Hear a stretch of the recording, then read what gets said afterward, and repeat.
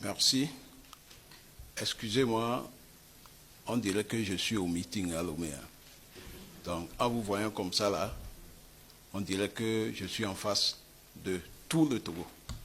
Voilà, je vous remercie.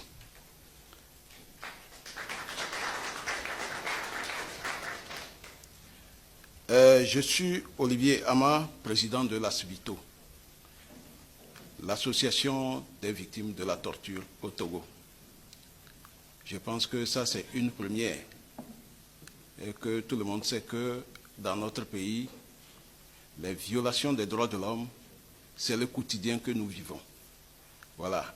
Un militaire ou un gendarme comme moi, créer une association de telle envergure, vous-même vous savez ce que j'ai traversé. Ça veut dire que pour que cette association voie le jour, ça a été très difficile. Mais comme nous croyons en Dieu, il nous a permis de la sortir.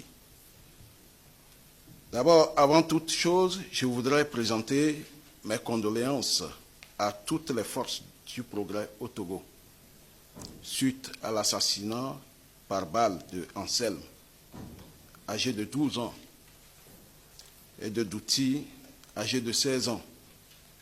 Voilà deux élèves victimes de la cruauté du régime de Faure Gnassingbé.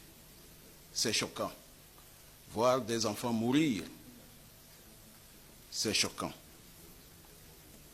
Mesdames et messieurs de la diaspora togolaise en France, je voudrais vous remercier pour votre accueil.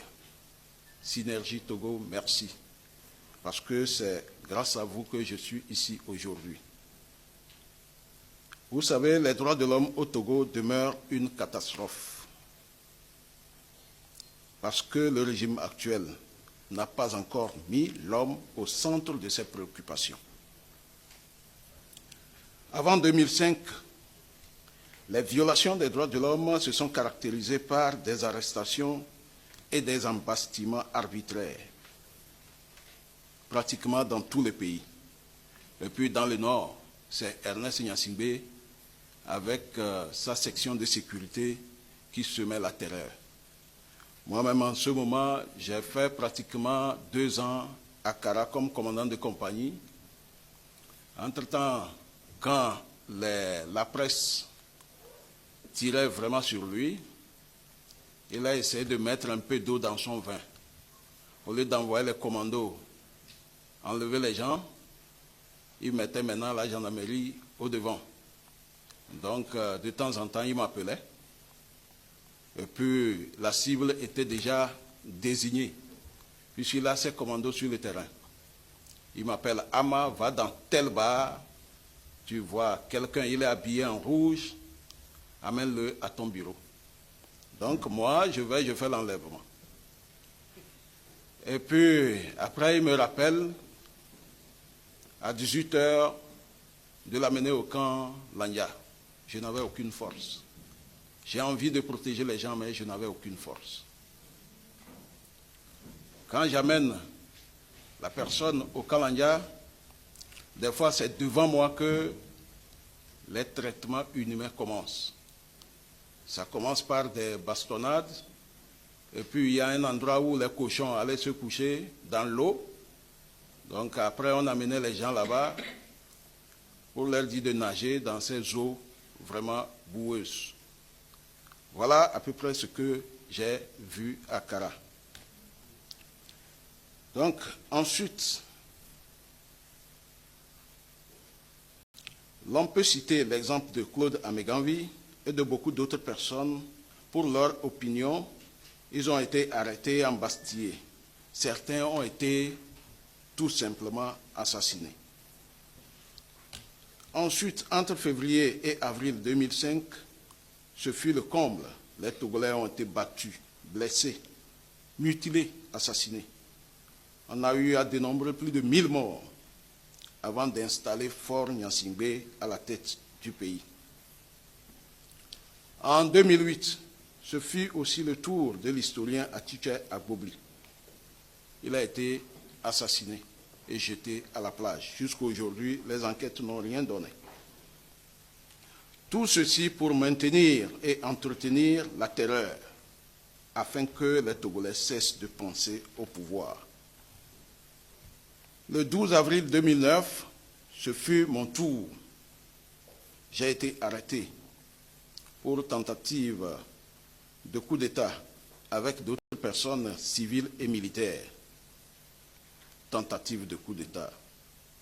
C'est souvent l'argument béton que Gnassingbé père et fils utilisent pour abattre ceux qui sont susceptibles de les empêcher de tourner en rond. Donc, après les tirs chez son frère Pacha, qui ont fait 2 morts, j'ai été conduit dans une caserne militaire chez les Belvers, à la garde présidentielle, autour de 2 heures du matin, après une perquisition de mon domicile. Donc, j'ai été enfermé là où Memen aussi a été enfermé pendant 3 ans. Donc, c'est quelque part au camp hérité où personne ne vous voit. Vous n'avez aucun contact. Voilà. La même nuit, certains ont été enfermés à l'ANR. L'ANR, tout le monde sait que c'est l'Agence nationale de renseignement qui a fait couler beaucoup d'encre et de salive. Les arrestations ont continué jusqu'au 18 avril et c'est en ce moment que nous avons commencé par traverser l'enfer.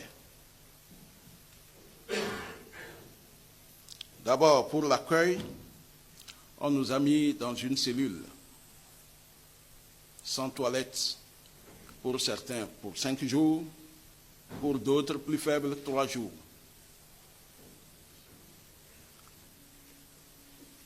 Donc, pendant ces 5 jours, on n'ouvre pas la cellule. Elle est toujours fermée. Quand vous avez envie de faire les selles, c'est devant vos camarades. Et vous le faites à même le sol. Pour pisser, chacun avait sa petite bouteille d'eau vitale, vide. Certains même ont eu à déchirer cette bouteille avec les dents pour pouvoir faire les selles là-dedans. Donc l'aération était pratiquement nulle. Donc imaginez les odeurs.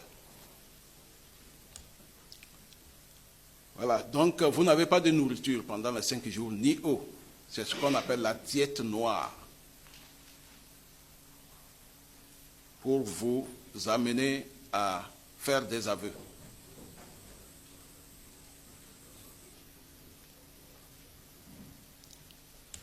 Donc, à l'ouverture des cellules,